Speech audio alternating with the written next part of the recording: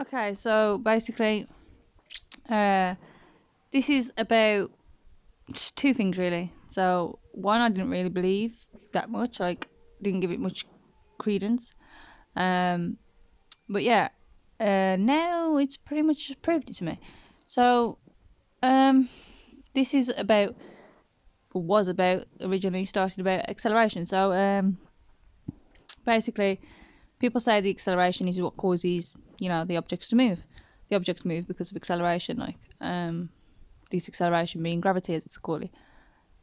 I'm gonna disprove that and prove something else.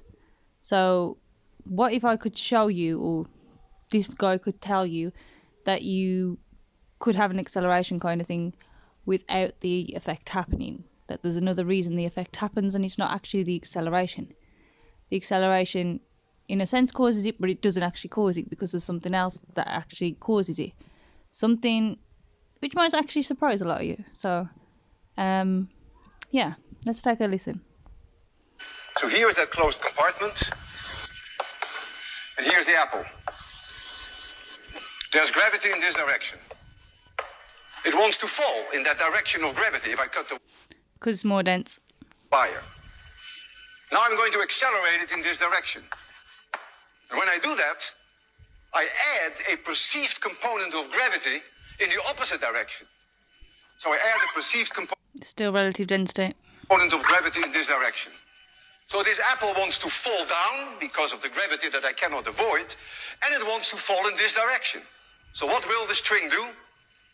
It's very clear, very intuitive. No one has any problem with that. The string will do this. Now I have a balloon here.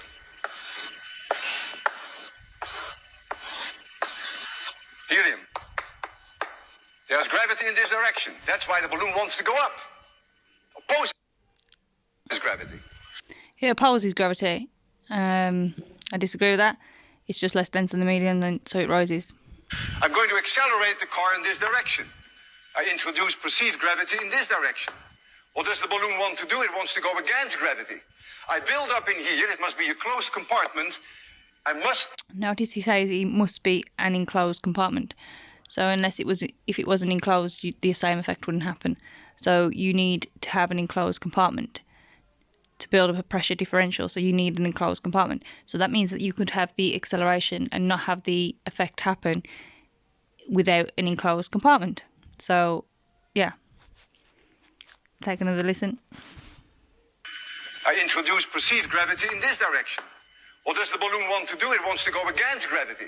I build up in here. It must be a closed compartment. I must build up there a pressure differential.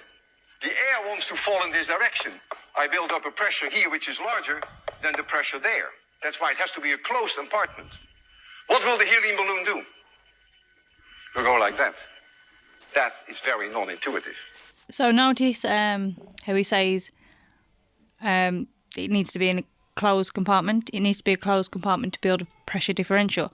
We live in a pressure differential. We have a pressure differential. That means we must have a container. Now, for me, I didn't really, believe in the container that much. But this kind of just proved it for me, because you can't have gas pressure with no container, as Tommy Hench would say, and among others. So, yeah, the flat earthers must have been right about that, even though I was kind of on the fence about that. This proves that you can't have gas pressure with no container. That gas in there is air. We live in air. So you can't have gas pressure with no container. So you can't have a pressure differential with no container. We have a pressure differential, so we must have a container. So we live in a container. So I accelerate this car, as I will do. The apple will go back, which is completely consistent with all our intuition, but the helium balloon will go forward. So yeah, that's pretty much it. Obviously, we must live in a container. We have a pressure differential, and it's still just relative density. And again, the acceleration is not the cause, because in order for the acceleration to work, it needs to be an enclosed system. So you could still have an acceleration and the effect not happen without the container. So we must have a container, and the acceleration is not actually the cause, because again, you could have the acceleration and without an enclosed container it wouldn't work. So obviously the acceleration is not the cause, because without an enclosed container, an acceleration would not cause that effect. So that's not the reason. It's not acceleration. and we live in an enclosed system, which I wasn't too sure about, again, like I says, but yeah, makes sense. So you can't have gas pressure differential with no container. You can't have gas pressure with no container. The flat earthers was right. Take care and stay safe.